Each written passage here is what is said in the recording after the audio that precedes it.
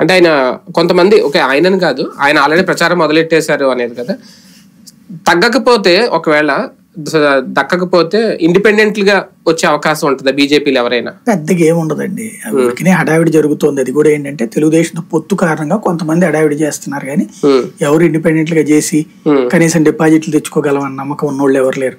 తెలుగుదేశం జనసేన పొత్తు కాబట్టి గెలుపు అవకాశాలు ఉన్నాయి అనగానే కొంతమంది హడావిడి చేస్తున్నారు. ప్రాక్టికల్ గా ఏంటంటే పార్లమెంటు స్థానాల పరంగా తెలుగుదేశం ఏం చేస్తుంది, తెలివిగా చెత్త బొత్త అంతా తోసేస్తుంది. అరకు తెలుగుదేశం ఎప్పుడైనా గెలిచిందా?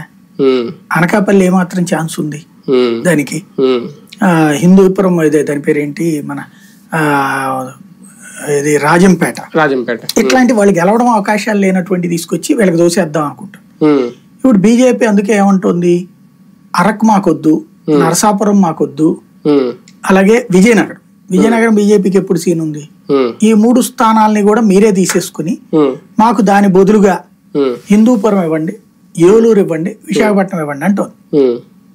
ఇప్పుడు కాకపోతే ఈ 3 ఒకటో రెండో మార్పు చేర్పులు ఉండే అవకాశం ఉంటుంది. బీజేపీ నాయకులకు కూడా ఈ ఎంపిక 6 స్థానాలు ఓకే, ఎంపీ స్థానాలు అయితే 6 ఫిక్స్ అని అంటున్నారు కాబట్టి ఈ 6 కూడా ఒక పరీక్ష అవుతాయి. ఎందుకంటే ఇప్పుడు మీరు అన్నట్టు రాజంపేట మిథున్ రెడ్డి నియోజకవర్గం వరుసగా 2 సార్లు, ఒకసారి ఆయన మీద పురంధేశ్వరి గారు ఓడిపోయారు.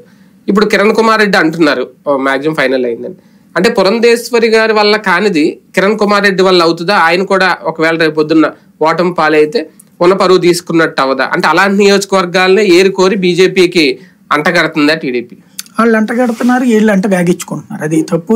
ఇక్కడ రాష్ట్ర నాయకత్వం, జాతీయ నాయకత్వం ఇద్దరిది. ఎందుకు జాతీయ నాయకత్వం ఆ లెక్కేసుకున్నది? వాటిలో తెలుగుదేశం కూడా ఎందుకు చూసిందంటే అప్పుడు 2 లక్షలు 2.5 లక్షల ఓట్లు వచ్చినాయి. ఎప్పుడు మొన్న పురంధేశ్వరి చేసినప్పుడు 2014లో ఆవిడకా? అంటే అప్పుడు ఇద్దరు కలిసి కదా, జాయింట్ కదా పోటీ. ఆ సందర్భం 1,68,000 మెజార్టీ వచ్చింది మిథున్ రెడ్డికి. 2014లో మెజార్టీ వచ్చింది. కాకపోతే ఈవిడికి 2 లక్షలు 2.5 లక్షలు వచ్చినాయి.